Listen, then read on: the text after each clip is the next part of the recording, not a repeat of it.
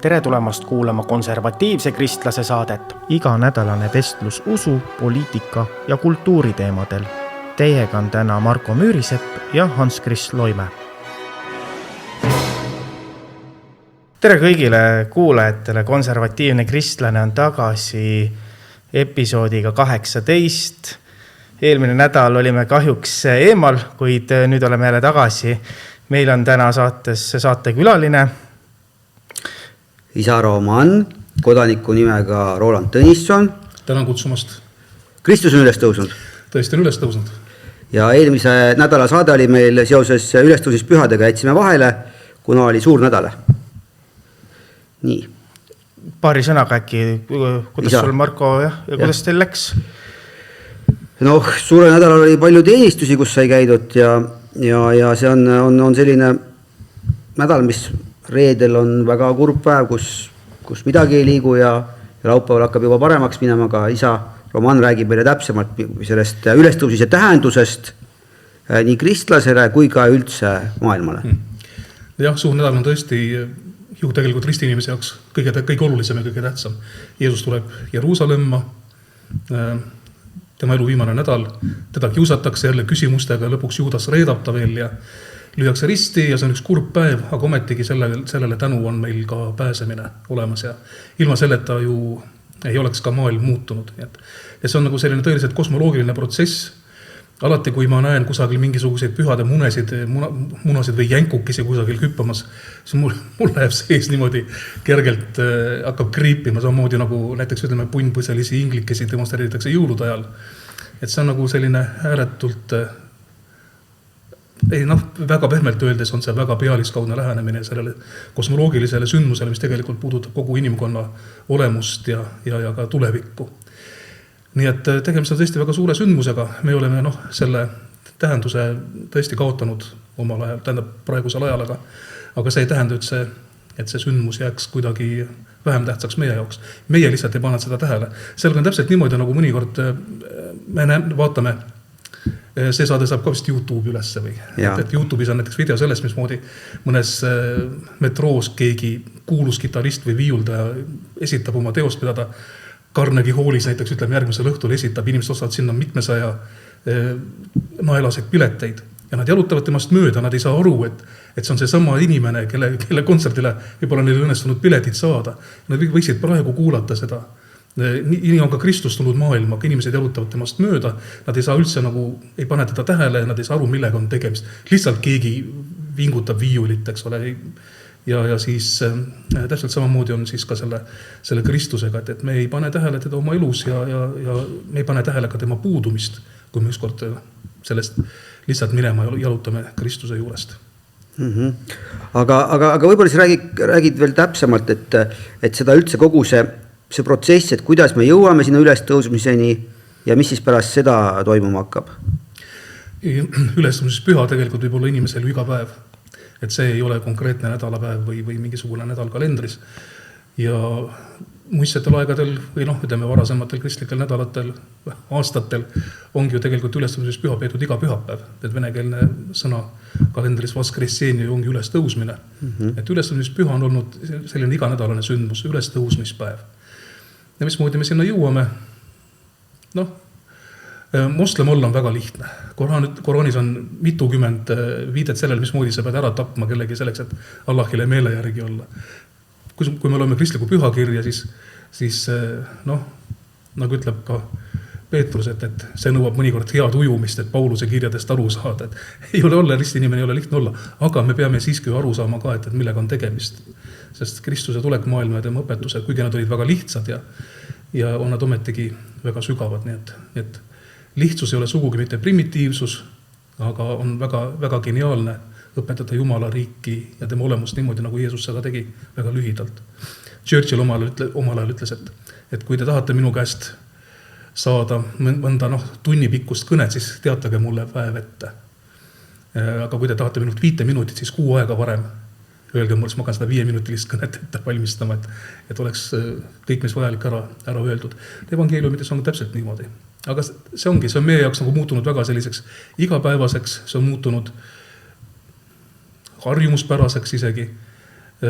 kõik see, mis on kaugel, tundub meile huvitav, nagu ometigi Kristus on nagu viiuldaja kusagil jalakäijate tunnelis, kellest me jalutame mööda, saamata aru, kellega meil on tegemist. aga on osa kristlasi peab ainuõigeks piiblit. Ja kas sa räägiksid natukene sellest, et kuidas õigeusklikud ja katoliiklased näevad piibli püha pärimuse nagu seoseid ja et jah, midagi sealt? Kristlased elasid ju 10 aastaid ilma piiblita, ilma pühakirjata. Pühakiri on kiriku pikaajalise töö tulemus. Kiriku traditsioon on olnud see, mis on hoidnud elus pärimuse Jeesusest, tema õpetuse. Nii et me ei saa pelgalt vaadata, me ei saa vaadata Kristust ja ütleme ka Kristlust ainult sellest, mis on meil kiriku, mis on meil piibli kaante vahel. Me loeme seal näiteks Laatsaruse ülestõusmisest. Meil on Laatsaruse laupäev enne Kristuse Jeruusalemma tulemist. Aga mitte kusagil piiblis ei ole kirjas, et Laatsarus elas veel mitukümmend aastat, et oli Larnaka linna piiskop. Kas ta siis sellepärast ei olnud Larnaka linna piiskop, et piiblis sellest ei kirjutata? Ta oli ja meie pärimus teab sellest. Me võime minna, eks ole, Larnaka linna Küprosel ja minna Laatsaruse kirikusse, kus tema puhkab. Tema keha on seal. Kas me peame sellepärast minemata jätma, et temast pühakirjas ei ole midagi öeldud? Ei pea. Vastupidi, ma arvan, et me lähme hea meelega Larnaka linna ja vaatame seda, kus kohas Laatsarus on veel lõpetanud aastakümneid hiljem pärast seda sündmust, kui Jeesus ta hauast välja kutsus. Nii et küllap katoliiklastel ja õigeusklikel on ma arvan, see suur eelis, et meil on olemas ka kiriku elav pärimus, et meil on inimeste isiklik kogemus, millest me võime õppida. Sest kuidas ma saan võrrelda näiteks 20. sajandi inimese aru saama Kristusest ja hinnata seda kõrgemaks kui kellegi inimesest tunnistust, kes on 1. sajandil Jeesusega koos elanud ja olnud või kes on olnud seal õpilane. Et see on väga tähtis. Kristus on ikkagi idamaine usund ja väga tähtis on olnud just nimelt see, et kes on kelle õpilane olnud. Kes oli siin õpetaja, küsitakse seal. Võib viidata siis, et ma olin näiteks apostel Matteuse õpilane või et minu õpetaja oli Luukaga koos näiteks mingil hetkel. Ja see on idamaiste inimeste jaoks väga tähtis oluline olnud läbi aegade. Meie nüüd viimasel ajal, siin viimastel aastakümnetel ja sajanditel oleme muutnud selle pühakirja selliseks ratsionaalselt kuivaks dokumendiks, millele me läheneme sellise küünilis-materiaalse meetoditega. See on pühakirja tapmine. See, mismoodi meie pühakirja näeme. Ilma elava traditsioonita, ilma inimeste elava kogemuse, ilma tutvumiseta ilma et me tutvuks selle elava kogemusega, milleks on traditsioon, on asi väga poolik, pehmelt öeldes. Aga sa rääkisid sellest järjepidevusest, et kui me siis lähme õigeusu või siis katoliku piiskopide juurde, siis nendest võime minna tagasi kuhu? Ja mis järjepidevus neil on? Me võime minna tagasi Peetruseni.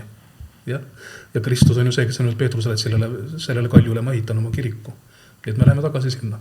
Nii et see järjepidevus on nendes kahes konfessioonis on siis järjepidevust tõestatav ja jälgitav. Nii see on, jah. Ja küllap meil õigeusklikel ja küllap idatraditsiooni kirikutel. Ja.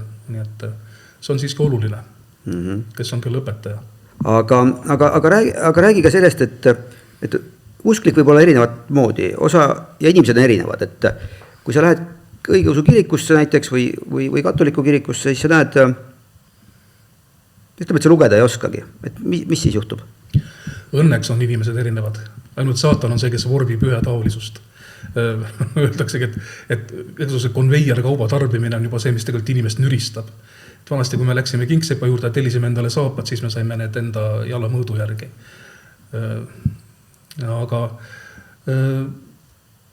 kui me lähme Luteri kirik, kui lähme kas kui Pühavõimu kirikusse Tallinnas, seal on suurepärane pildipiibel, on rõdudele maalitud.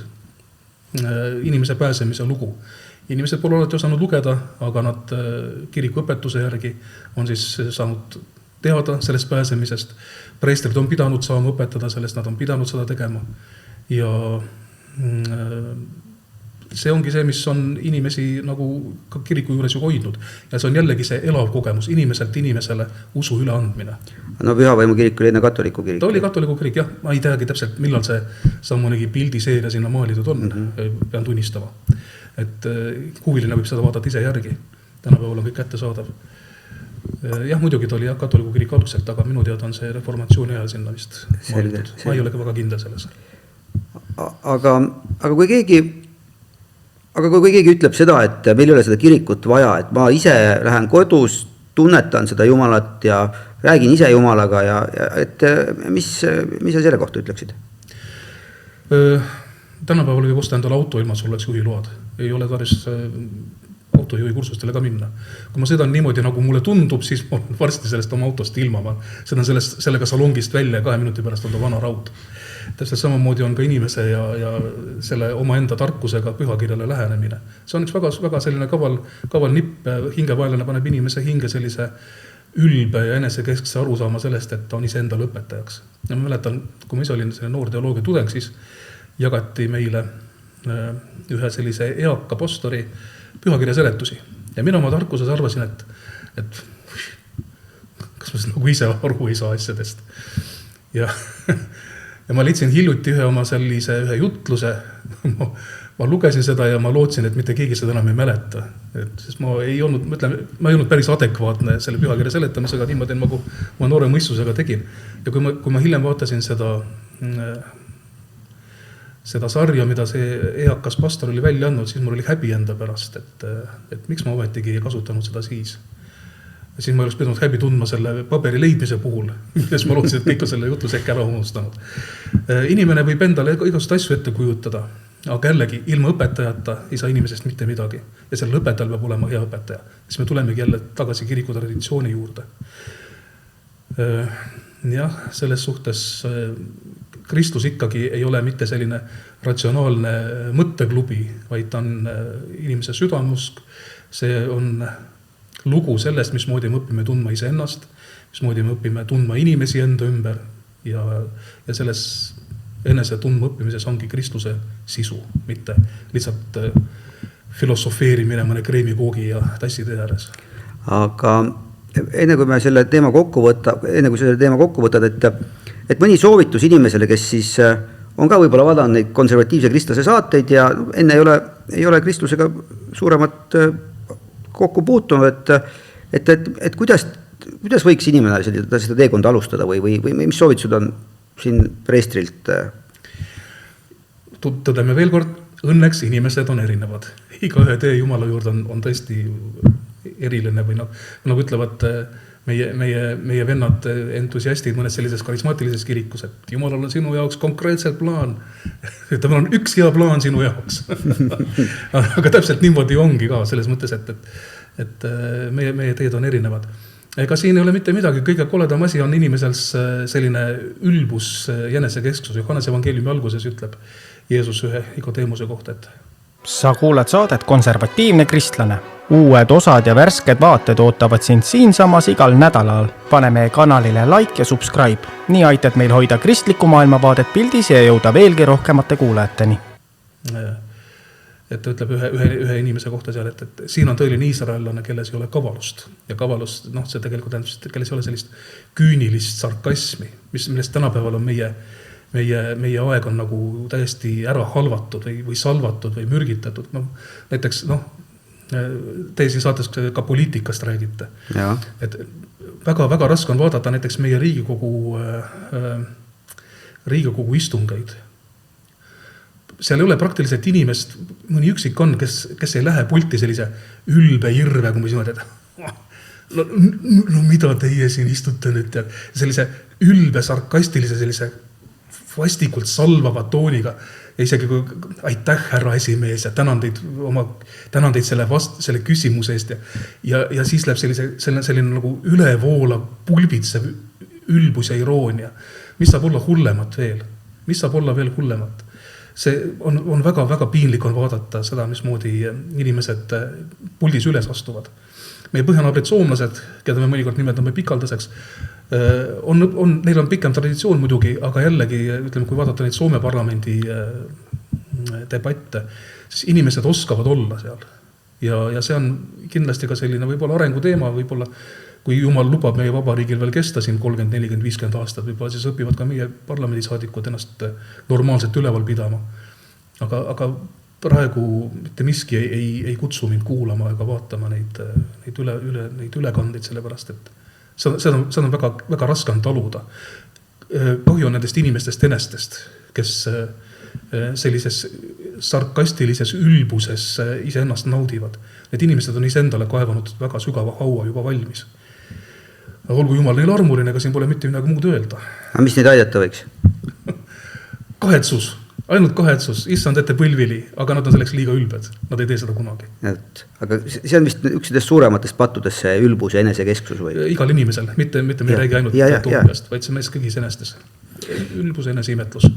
Nüüd on nii, et natuke räägiksime ka isa romaanist ja siis ka literaat Roland Tõnissonist, et tegelikult sa oled kirjanik lisaks veel preestri ametile. Kes on kirjanik? Kes on kirjanik? Et tänapäeval on ju, kes on kirjanik? See on nagu väga, väga raske on öelda seda. Et ametlikult võib ju saada kirjanikus, kui sa kirjutad oma eluloo 20. eluaasta juures. Teisest küljest jälle mõned inimesed ütlevad, et kes on kirjutanud väga palju ja väga head, nad ütlevad, et nad polegi tegelikult kogu selle loomeprotsessi juures jõudnud tegelikult sinnamaani, kuhu nad on tahtnud jõuda ja nad ei nimeta ennast kirjanikeks. Et see on selline... Aga räägis, mis raamatud sul on välja tulemas ja mis on sul sellised... Ma saan aru, et sul on ikka üle 10 raamatu välja antud. Oma loomingut on mul 15. No jah, et mis sul lemmikud on ja mis on tule? Kordustrükkidega või siis ütleme mingite tõlgetega on umbes 25.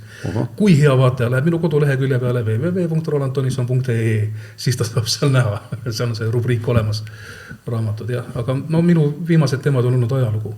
Ma üritan rääkida inimestele ka Kristusest läbi nende teoste, mida ma kirjutan. Ja sellepärast, et kristlus ja Kristus on ikkagi osa meie igapäevasest elust. Kui näiteks öeldakse, et inimene peab olema iga päev palves, siis ei peagi alati tähendama seda, et ta peab olema kogu pühakojas palveraamat ees lahti. Igapäevane palvelu tähendab ka seda, et me anname lihtsalt inimestele andeks. Läheme mööda haigemajast, nagu üks preester ütles, et õnnistad ennast ristimärgiga ja neid inimesi, kes seal on, ütled, et andku issand neile tervist, sa mõtled nende peale. Annad andeks inimesele, kes bussis su jala peale astub. Sa ei lähe närvi poe järjekorras. Kui sul on kassas, on seal mingi uuring on tehtud, et kui kassasabas on rohkem kui 6 inimest, siis keskmine prantsla inglane pidi saama mikroinfarkti. Aga ma arvan, et meiega juba teistmoodi ei ole, et on samamoodi. Aga ka see on enesekasvatuse distsipliin, aga see on palvelu, et sa ei lähe närvi, vaid ütled, et issand, anna jõudu sellele kassapreilile seal ja saad oma sellistest mõtetest kinni. Kas see on igapäevane palvelu? Ja tegelikult meie, ütleme, siin usuline areng on sageli ja enamasti on ta kinni sellises pisiasjades, mis tegelikult ei ole üldse pisiasjad, vaid tegelikult võivad olla väga-vägagi suured. Tund filosoofilist debatti, ma arvan, ei maksa sugugi nii palju kui üks andeksandev mõte. Aga veel sinust, et sa oled Ameerikas koolis käinud ja Soomes elanud või kuidas need asjad olid? Jah, eks pika elu jooksul on üht-teist saanud teha. Jah, Ameerikas elu viis mind sinna ka. Ja. See oli siis, kui ma Luterli kirikus veel olin. Ja olin sellises huvitavas luterlikus õppeasutuses, vaba luterlik kirik. Meil on üks luterlik kirik, mis tõenäoliselt jaguneb varsti 8 vähemasti. Aga Ameerikas on selliseid organisatsioone, mis ennast luterlikaks kirikuteks nimetavad, toona oli 17 ja kui palju nüüd tänapäeval on, ma ei tea. Aga seal on seinast seina, mis suuri sinod ei ole sugugi mitte kõige konservatiivsem. Et vaba luterlased, kelle juures mul oli võimalik õppida, need oli selline huvitav, selline vabakoguduslik ja akadeemiline selline segu. Ja mis mulle see tegelikult, nagu ütleme, meeldis selline, kuidas öeldakse, see pietism, selline akadeemilisusega vürtsitatud pietism, see oli omamoodi vahva ja tore. Aga ikkagi sinust sai lõpuks õigeusklik? Jah, minust sai õigeusklik, jaa. Miks? Jumal teab. Kas ma oskan seda kõike seletada? No aga umbes, kuidas see siis juhtus? 94. aasta suvel ma olin lõpetanud esimese aasta Usuteadusinstituudis. Eestis siis? Jah, Tallinnas, jah. Ja siis ma läksin nädalaks Kuremäe kloostrisse. ja mul oli Kuremäel võimalik näha, mismoodi õed elavad ja töötavad seal.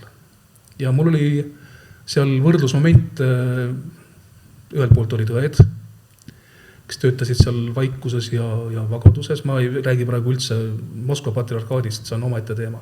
Aga ma räägin nendest õdedest, kes seal elasid. Ja teisest küljest olid siis Austria ja Šveitsi naispastorid, kes tulid sinna liibukates, pidasid oma teise õhtuid ja kelle järelt siis nunnad pidid rookima pärast. Kui nad oma teise õhtut olid ära lõpetanud ja läksid vagalt laiali, siis tulid õed ja koristasid nende järelt. Saksa-Austria naispastorid käisid ülbelt mööda kloostrit ringi ja naersid selle üle, mida nad seal nägid, pidasid seda selliseks primitiivseks metsluseks. Noh ja siis vaatan neid õdesid, kes seal niimoodi küürivad põrandat ja mulle öeldakse, et olümpiahõbe, mingi suure linna arhitekt. Mitte keegi neist ei teinud ühtegi nagu nägu, et nad tunnevad ennast alandatuna. Et see oli nagu selline võrdlusmoment mul.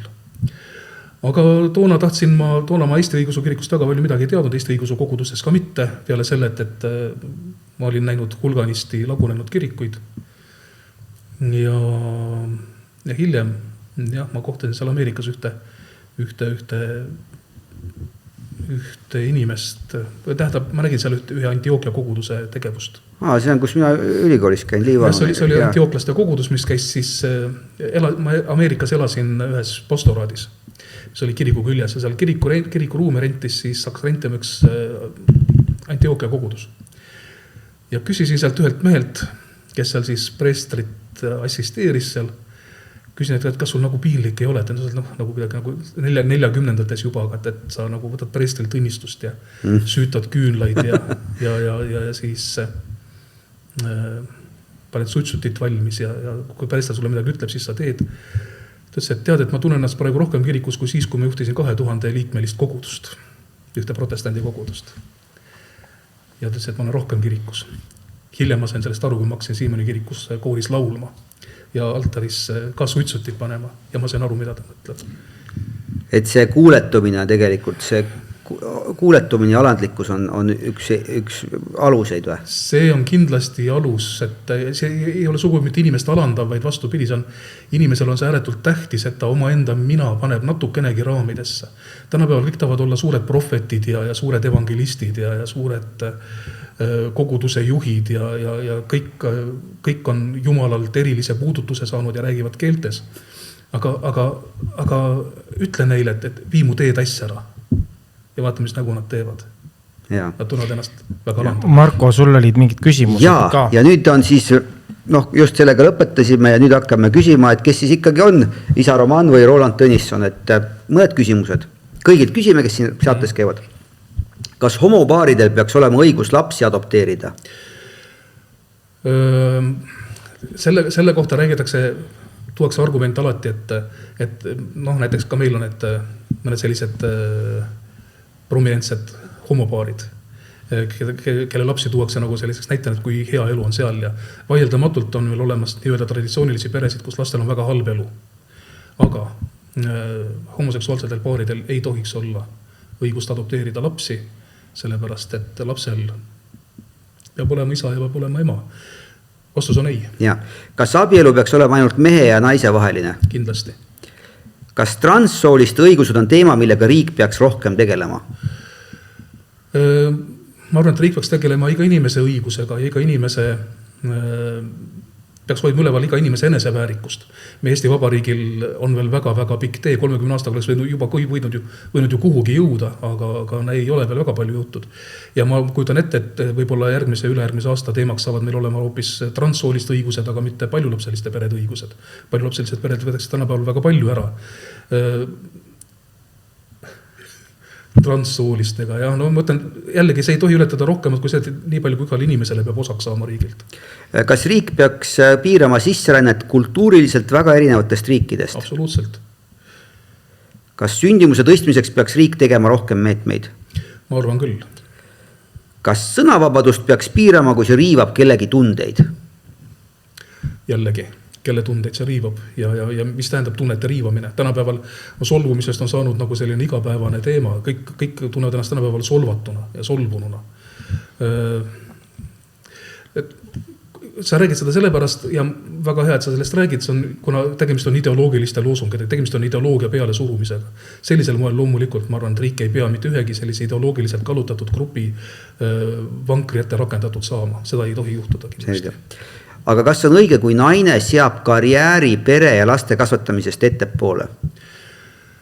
Aga kas on õige, kui mees seab oma karjääri laste kasvatamisest ja naise hoolitsemisest ettepoole? Ma arvan, et see ei ole õige. Mulle väga meeldis seal Ameerikas, kui nad rõhutasid tihtipeale, et inimesel peab olema prioriteedid paigas niimoodi. Jumal, perekond ja töö on kolmas. Ja ma arvan, et see peaks olema nii mehel kui naisel. Ka mees ei tohiks oma isiklikke ambitsioone kuidagi nagu pidada olulisemaks kui nende inimeste heaolu, kelle heaolu sõltub temast. Ja ka mees ega naine ei tohiks nartsissuse kombel ehtida ainult iseennast siin elus. Selge. Kas rikkad peaksid rohkem makse maksma? Mõtleme protsentuaalselt rohkem. Jaa, no ABBA suur vokaalinstrumentaalansembl ABBA liikmed Rootsis on väga rõõmsad, nemad maksavad vist 70% midagi sellist. Nad ütlevad, et see on nagu väga õige. Ühed ütlevad jälle, et miks me peame nagu tegusad inimesi karistama sellest, et nad tegusad ja edukad on. Miks me peaksime nagu ütleme laiskadele midagi ära andma. Mul on keeruline sellele vastata. Selles mõttes, et ühiskonnas peavad alati, see on ju alati niimoodi olnud, et tegelikult rikkad ju toetavad vaeseid. Samamoodi me näeme pühakirjaski seda, et rikka ülesanne on toetada vaeseid. Teine küsimus on see, et kas me peame toetama kellegi parasiteerimist. Et see, ma arvan, ei ole lihtne vastata sellele küsimusele. Kas ettevõtted peaksid rohkem makse maksma? Ma ei ole majandusinimene. Majandusest ja rahas ma ei tea absoluutselt mitte midagi. Kas riik peaks päästma raskustesse sattunud firmasid? Ma tean, et mõningad firmasid riik päästab, kui sul on sõber õiges kohas. Selge. Kas riigile kuuluvaid asju peaks rohkem erastama? Kindlasti mitte. Kas inimesed peaksid ise rohkem vastutama oma pensioni eest? Kõik üle oleks võimelised. Kõikidel ei ole sellist majanduslikku mõtlemist ja seda ei tohigi ega saagi kõigilt nõuda. Selles mõttes, et ka ütleme, vana inimese hakkama saamine ei peaks sõltuma sellest, kuidas ta jaksab rabeleda siin elus. Ma arvan, et riigil on kindlasti oma osa. Kohtasin kunagi ühte väliseestlast, kes ütles, et tema sissetulekutes pensionipõlves ainult 20% moodustab riiklik pension. Ülejäänud ta oli siis kusagile investeerinud ja nii edasi. Ta oli saanud, eks ole, elada Ameerika ühiskonnas pikemalt. Meie jaoks on see kõik väga uus. Küllap mõistlik inimene ei hoia kõiki mune ühes korvis. Kas riiklik alampalk on vajalik? Ma usun, et see teeb inimesest ainult laisa ja parasiidi. Sa arvad, et alampalka ei ole vaja? Mida me peame silmas alampalgal? Et näiteks, et minimaalpalka on 1000 või et minimaalpalk ei ole üldse minimaalpalka. Sa mõtled, et see, mida iga kodanik peaks kätte saama? Jah. Ma ei ole selle idee poolt. Selge, väga hea. Kas majanduskasvu ja töökohti võib toetada keskkonna arvelt? Jällegi, milliseid? Kui me laiendame Nursipalu ja seal tapame loomi, linde, seeni, murakaid ja võtame inimeselt eluasemeid ära. Ma arvan, see ei ole õige. Selles mõttes, et tegemist on ikkagi ideoloogilise projektiga. Mitte niivõrd ütleme riigikaitse küsimustega. Ma arvan, et meil Eestis tegelikult on seda loodust päris hästi siin veel järgi. Tean olen kuulnud ühest mehest, kes müüb ameeriklastele vaikust. See tähendab seda, et ameeriklased tulevad Ameerikast kohale kusagil Eesti sellisesse külla. Mees on oma külarahvaga leppinud kokku, et palun hommikul kella 8 kuni kella 15 ärge sõitke palun oma autodega, ärge käivitage oma traktoreid, ta maksab neile raha. Need on nagu väga rahul, me saame kodus niimoodi lihtsalt võib-olla ka teie saadet vaadata, aga ameeriklased istuvad mingisuguse onnis ja maksavad raha. Väga hea, ma arvan, et selle koha pealt võibegi saate kokku võtta. Ja selle koha pealt on tõesti hea saade kokku võtta, et ma olen väga rahul selle saatega, et seekord, et saatekülaline oli meil Marko. Aitäh ja kutsumust. On midagi lõpetuseks tahad kõigile öelda? Jumal armu meile kõigile ja vähem küünilisust, vähem sarkasmi, rohkem inimestest hoolimist. Ärge kuulake neid, kes ütlevad, et me peame oma elus siin müüma ennast selleks, et olla edukad. Ei ole vaja. Kristus löödi risti ja ta tõusis igavesse ellu. Nii et laseme ka ennast natukene risti lüüa selle nimel, et igavest elu saada. Aitäh! Aitäh!